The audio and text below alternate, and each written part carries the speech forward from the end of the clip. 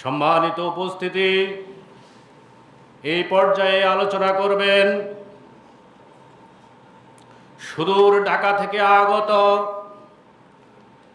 বাংলাদেশ মাদ্রাসা ছাত্র কল্যাণ বিভাগের সাবেক সাংগঠনিক সম্পাদক, বিশিষ্ট ওয়াইজিন হযরতুল আল্লাম জনাব মাওলানা আবুল হাশেম মোল্লা।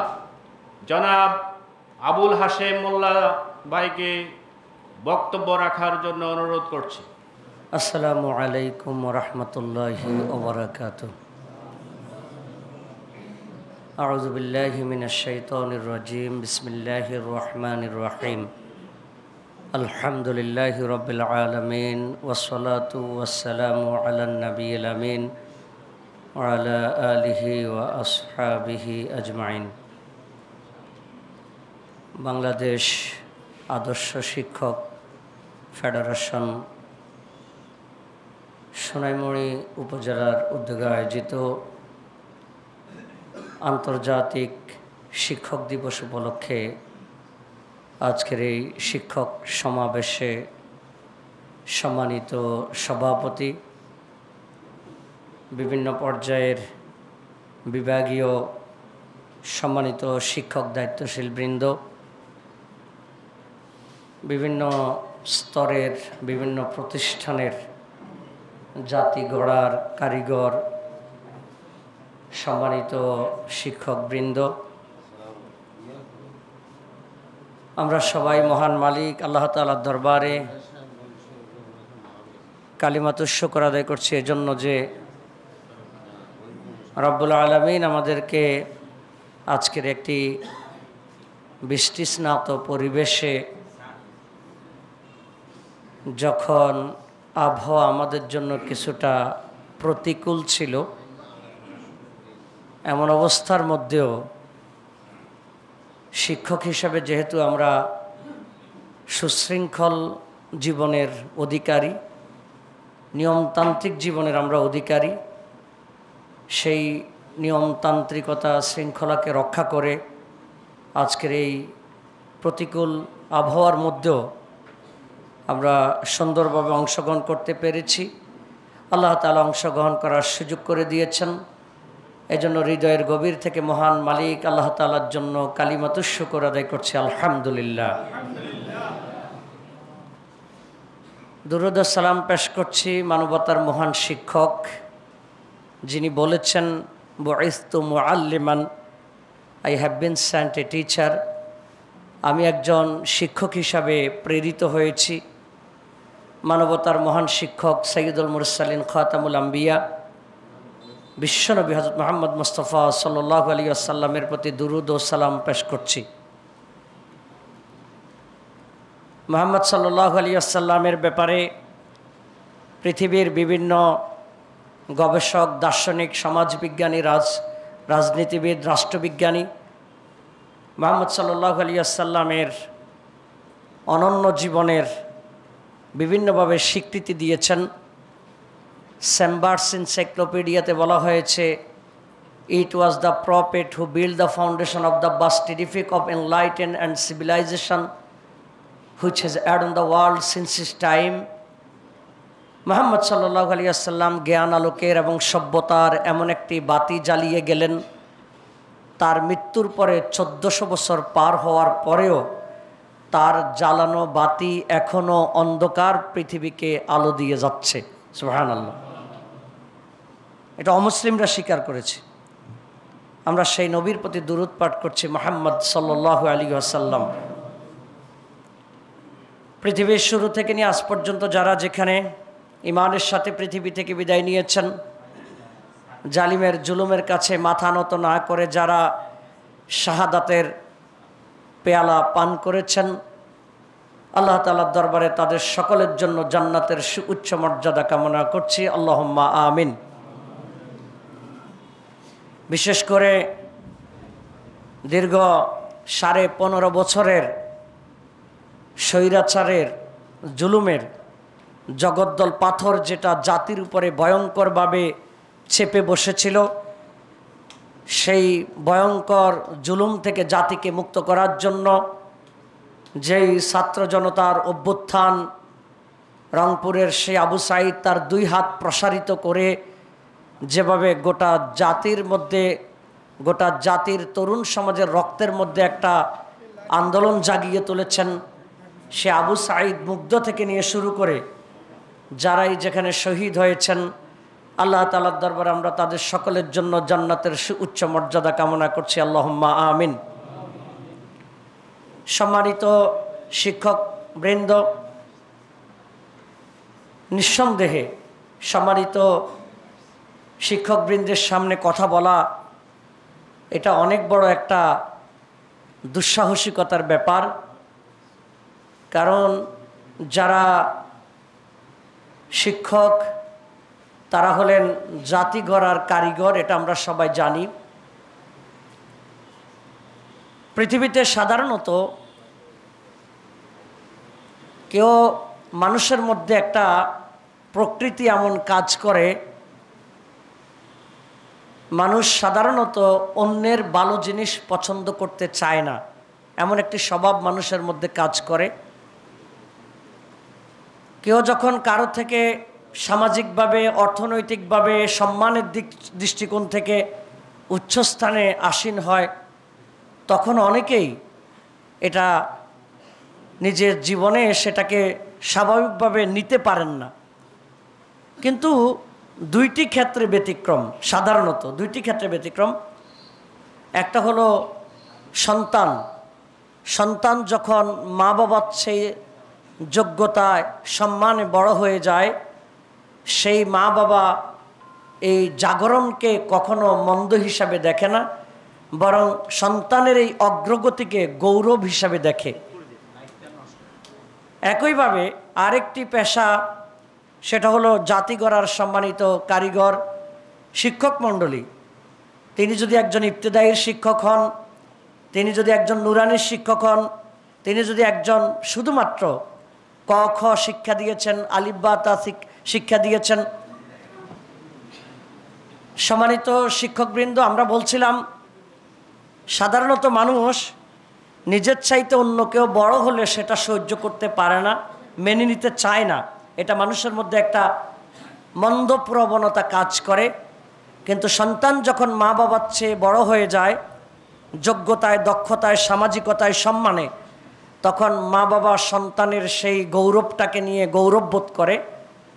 একইভাবে শিক্ষক তিনি যত ছোট লেভেলেই তার শিক্ষার্থীদেরকে শিক্ষা দিয়ে থাকেন, সেই ছাত্র যখন অনেক উপরের লেভেলে চলে যায়, তখন সেই শিক্ষক তার ছাত্রকে নিয়ে গৌরববোধ করে। এটাই হলো শিক্ষকের সাধারণত একটি মর্যাদা।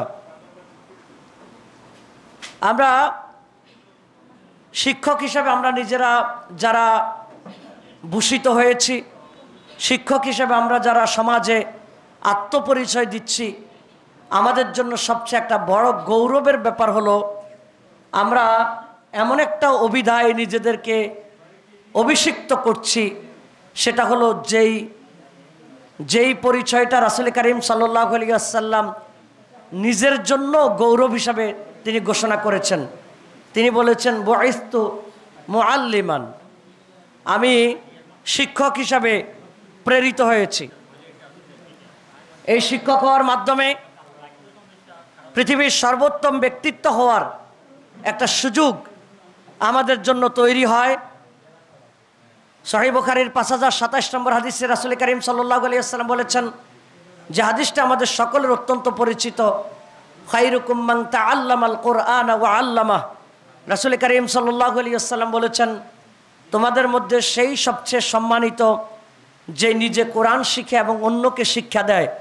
সুতরাং যিনি একজন শিক্ষক, তিনি পৃথিবীর কোনো সাধারণ সার্টিফিকেট নয়, বরং মুহাম্মদুর রাসূলুল্লাহ সাল্লাল্লাহু আলাইহি ওয়াসাল্লামের পক্ষ থেকে সার্টিফিকেট পেয়ে তিনি জাতির, জগতের শ্রেষ্ঠ মানুষ হিসেবে নিজেকে উপস্থাপন করার একটা বাস্তব অভিজ্ঞতা, বাস্তব গ্রাউন্ড তার জন্য তৈরি হয়। একজন শিক্ষকের সম্মান পৃথিবীর সাধারণ কোনো মানুষ ঘোষণা করেননি, স্বয়ং রাসূল করিম সাল্লাল্লাহু আলাইহি ওয়াসাল্লাম তাকে শ্রেষ্ঠ মানুষ হিসেবে ঘোষণা দিয়েছেন।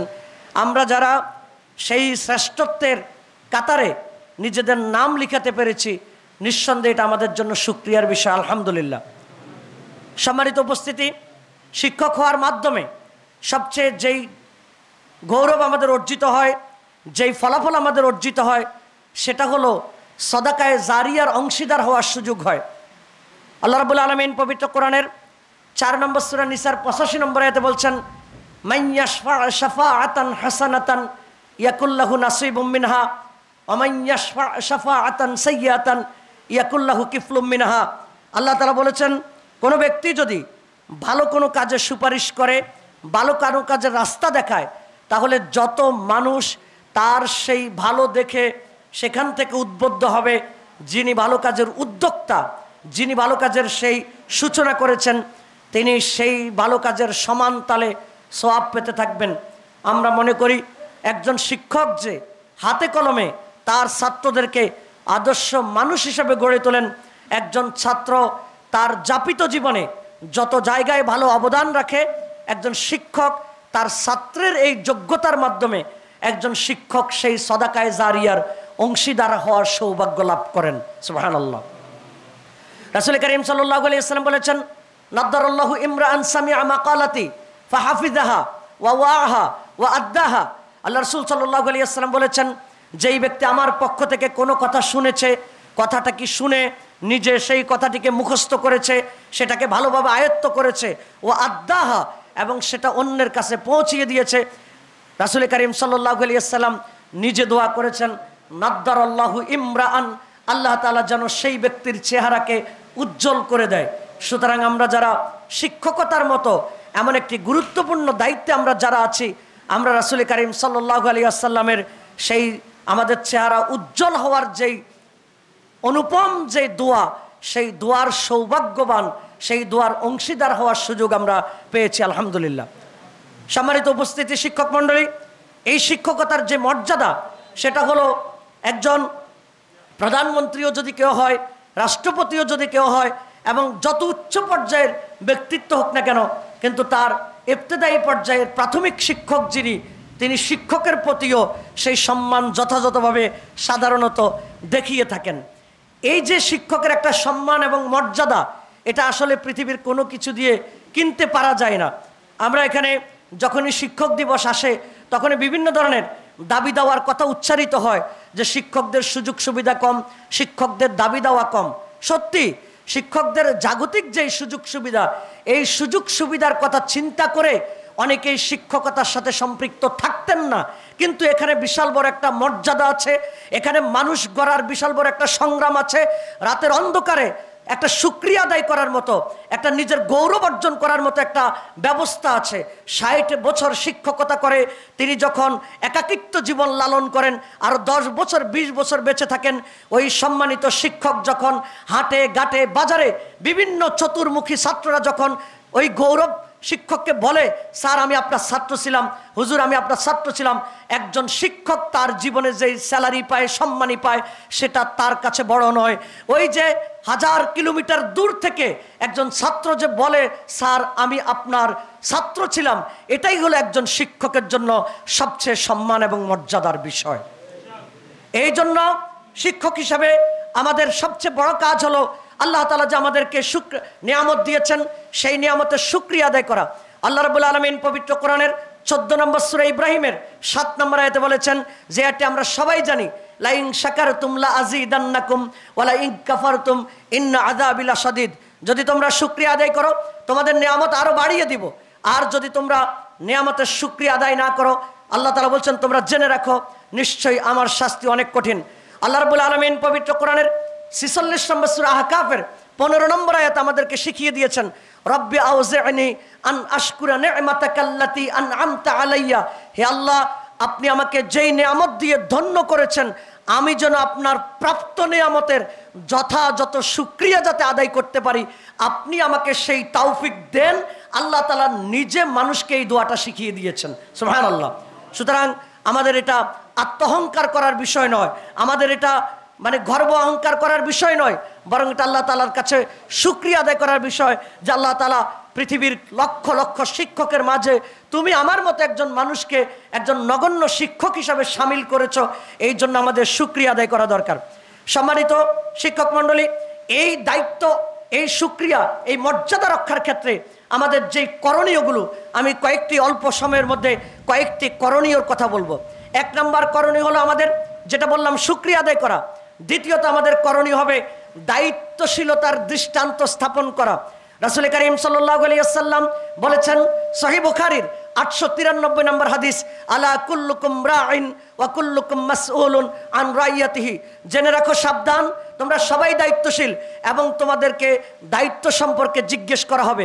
আল্লাহ রাব্বুল আলামিন পবিত্র কোরআনের 4 নম্বর সূরা নিসার 58 নম্বর আয়াতে বলছেন, ইন্নাল্লাহা ইয়া'মুরুকুম আন তুআদ্দুল আমানাতি ইলা আহলিহা, নিশ্চয় আল্লাহ তাআলা তোমাদেরকে আদেশ করেছেন তোমরা আমানতগুলো যথাযথভাবে রক্ষা করবে, যথাযথভাবে আদায় করবে। আমরা যারা শিক্ষক আছি, প্রতিটি শিক্ষার্থী আমাদের কাছে আমানত। এই জন্য আমরা একজন শিক্ষক হিসাবে, একজন মুমিন হিসাবে, একজন মুসলিম হিসাবে আমাদের দায়িত্বশীলতার দৃষ্টান্ত স্থাপন করা উচিত। এই শিক্ষকতার দায়িত্বশীলতা এটা শুধুমাত্র আমার ক্লাস পিরিয়ডের সাথে সম্পৃক্ত নয়। এই জায়গা আমাদেরকে একটি জিনিস ভালোভাবে উপলব্ধি করতে হবে। আমি একটা জোকসের মতো করে বলছি। একবার একজন পুলিশ অফিসার, তিনি বাড়িতে এসেছেন, ছুটিতে এসেছেন, তিনি রাতে ঘুমাচ্ছেন, এমন সময় তার বাড়িতে চোর ঢুকেছে। তখন তার স্ত্রী তাকে বারবার জাগাচ্ছে, ঘরের ভিতরে চোর ঢুকেছে, চোরকে ধমক দিতে হবে, চোরকে ধরতে হবে।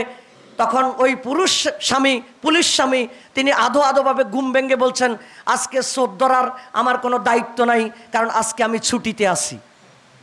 নিজের ঘরে চোর ঢুকার পরে পুলিশ, তিনি ছুটিতে আছেন, সরকারিভাবে তিনি ছুটিতে আছেন, কিন্তু তিনি তার ঘরের ব্যাপারে তিনি ছুটিতে নয়, তার ঘরের ব্যাপারে তিনি দায়িত্বশীল। সুতরাং একজন শিক্ষকের কাছে কেউ যখন একটা তথ্য জানতে আসবে, তখন এটা বলার সুযোগ নেই এখন আমার পিরিয়ড নাই, আজকে আমার ক্লাস নাই, এই কথাটা বলাটা তার শোভা পায় না। বরং একজন শিক্ষকের দায়িত্ব হলো দায়িত্বশীলতার পরিচয় দিয়ে সারাটি জীবন জ্ঞানকে বিতরণ করা। জন এফ কেনেডি আমেরিকার রাষ্ট্রপ্রধান ছিলেন, তিনি বলেছিলেন, ask not what your country can do for you, ask what you can do for your country. তোমার দেশ তোমাকে কি দিয়েছে সেটা তুমি জিজ্ঞেস করো না, তুমি তোমার দেশকে কি দিয়েছো সেটা নিজেকে প্রশ্ন করো। আমার ছাত্ররা আমাকে কি দিয়েছে সেটা জিজ্ঞাসার বড় বিষয় নয়, আমি আমার ছাত্রদেরকে কি দিতে পারলাম সেটাই হলো সবচেয়ে বড় জিজ্ঞাসার বিষয়। এই জন্য আমাদেরকে এই শিক্ষকতার ক্ষেত্রে দরদ ভরা মানসিকতা লাগবে। দরদ ভরা মানসিকতা সেটা আমরা শিখলাম রাসূল করিম সাল্লাল্লাহু আলাইহি ওয়াসাল্লামের আদর্শ থেকে। আল্লাহ রাব্বুল আলামিন পবিত্র কোরআনের 26 নম্বর সূরা শুআরার 3 নম্বর আয়াতে বলেছেন, লাআল্লাকা বাকিউন নাফসাকা আল্লা ইয়াকুনু মুমিনিন। হে নবী, আপনি দেখি নিজেকে নিজে শেষ করে দিচ্ছেন, কেন তারা মুমিন হয় না, নিজেকে নিজে শেষ করে দিচ্ছেন।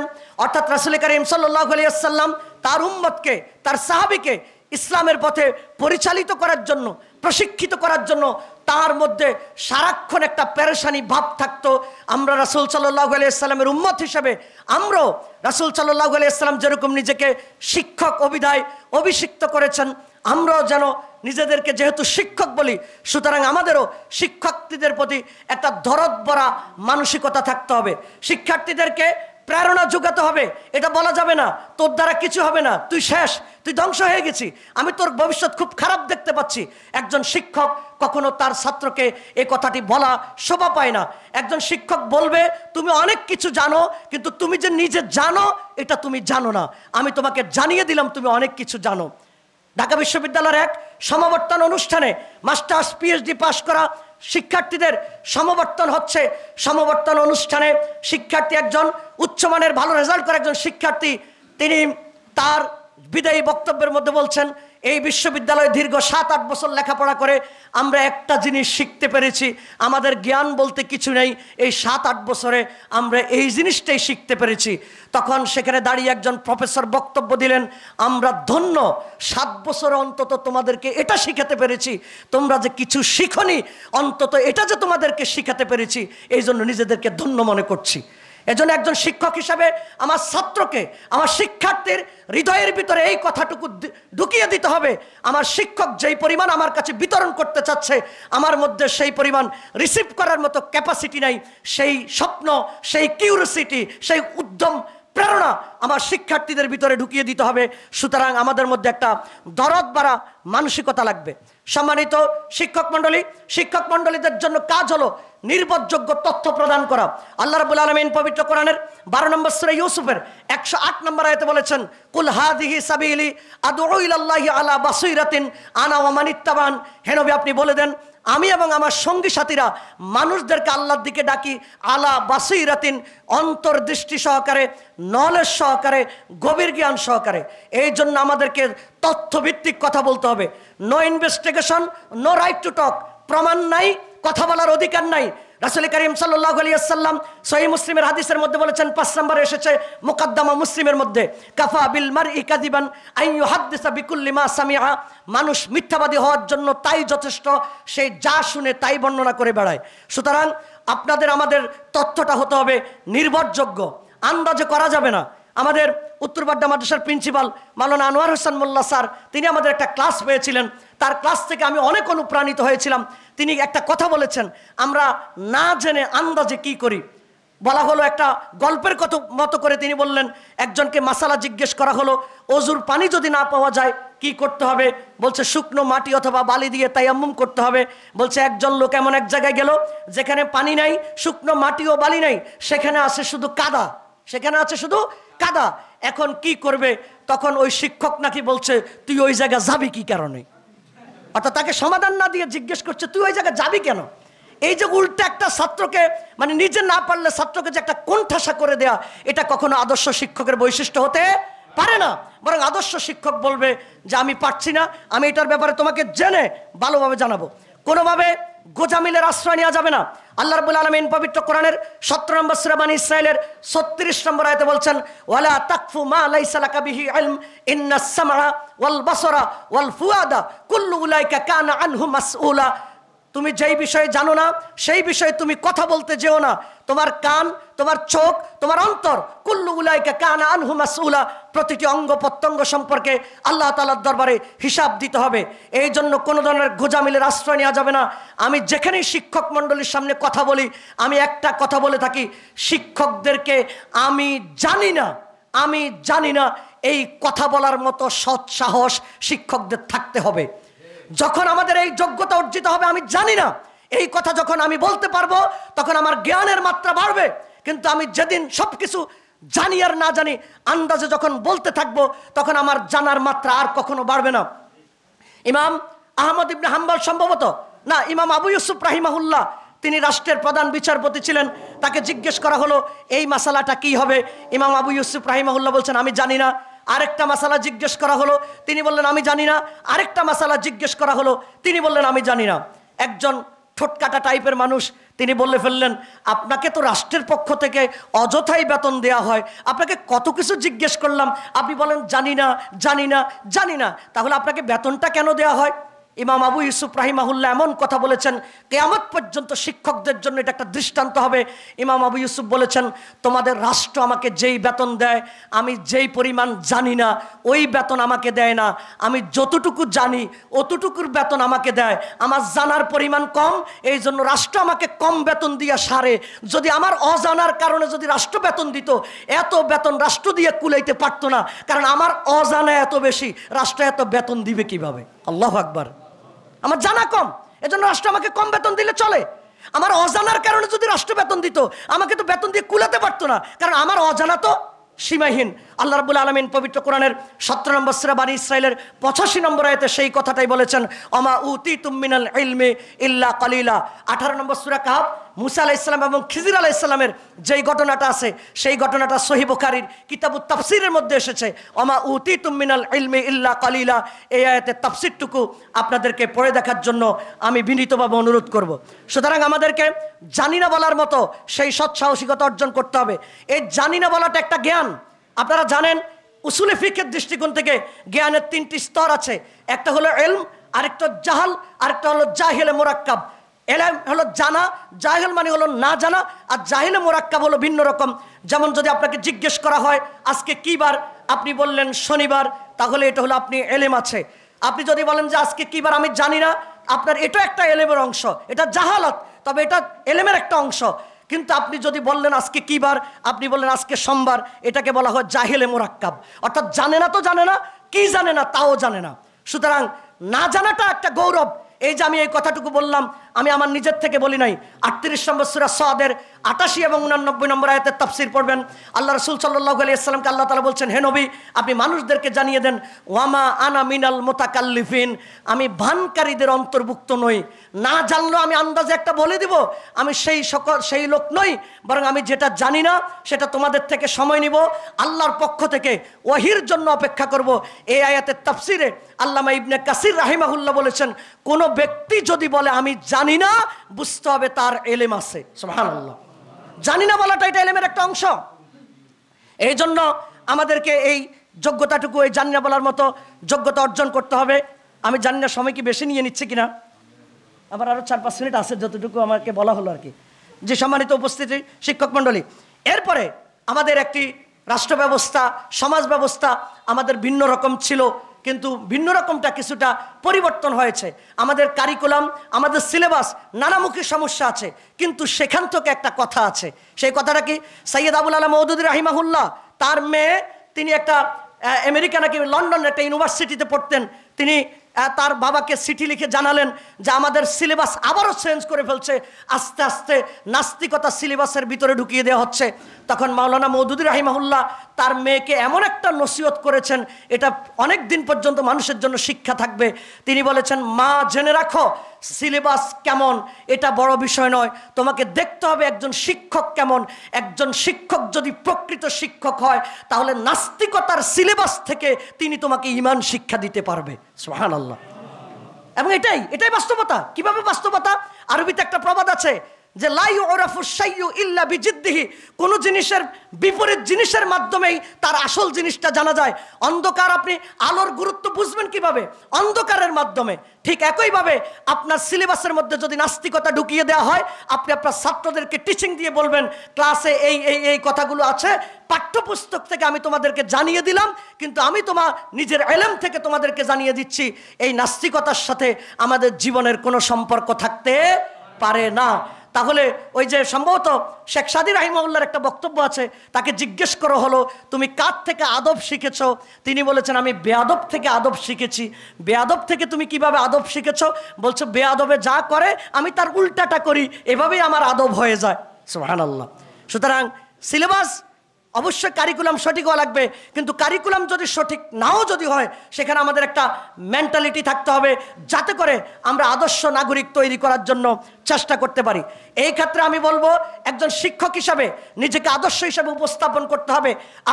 আমরা এখানে যারা আছি, কমপক্ষে আমাদের জীবনে 100 জন শিক্ষক আমরা অতিবাহিত করেছি, কিন্তু আপনি 100 জন শিক্ষকের মধ্যে কয়জন শিক্ষকের নাম জানেন? 5-7 জন শিক্ষকের নাম আপনি জীবনেও বলতে পারেন না। আপনি আপনার বন্ধু বান্ধবের সাথে গল্প করার সময় সেই 5 জন শিক্ষকের নাম বলে থাকেন। আপনি যখন আপনার ছেলে মেয়েদের সাথে গল্প করেন, তখন সেই 5 জন শিক্ষকের নাম বলে থাকেন। আপনি যখন আপনার ছাত্রদেরকে, শিক্ষার্থীদেরকে পড়িয়ে থাকেন, তখন আপনি সেই 5 জন শিক্ষকের নাম বলে থাকেন। কেন সেই 5 জন শিক্ষকের নাম আপনি কেন বলে থাকেন? কারণ সেই 5 জন শিক্ষক আপনাকে এমন কিছু দিতে পেরেছে, আপনি 50 বছর পরেও তাকে ভুলতে পারেন না। ঠিক একইভাবে আপনাকে আমাকে এমন শিক্ষক হতে হবে, যাতে 100 বছর পরে আমাদের শিক্ষার্থীরা আমাদেরকে মনে রাখে।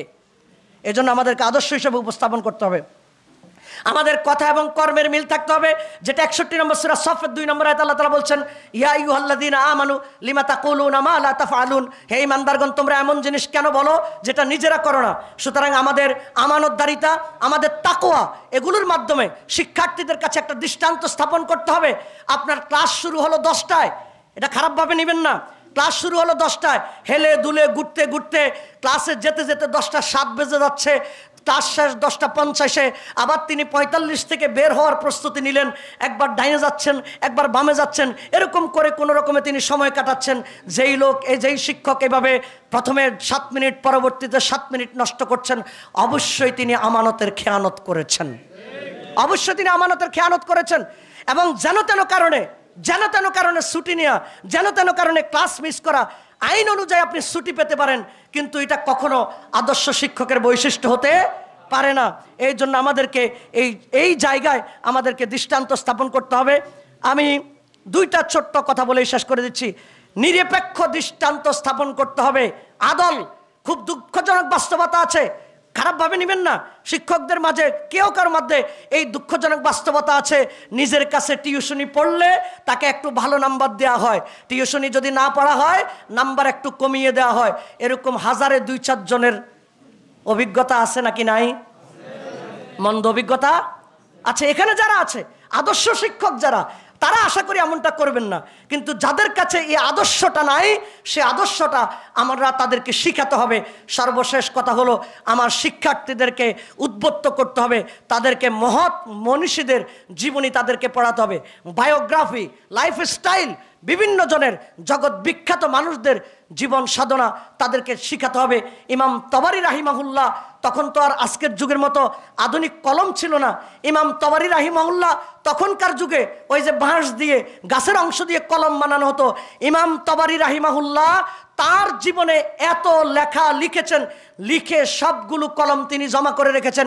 মৃত্যুর আগে তিনি ওসিয়ত করে গেছেন, আমি মারা যাওয়ার পরে আমাকে ধোয়ানোর জন্য যে পানি গরম করা লাগবে, সেই পানি গরম করার জন্য আমার কলমগুলোকে জ্বালিয়ে ব্যবস্থা করবে। সুবহানাল্লাহ।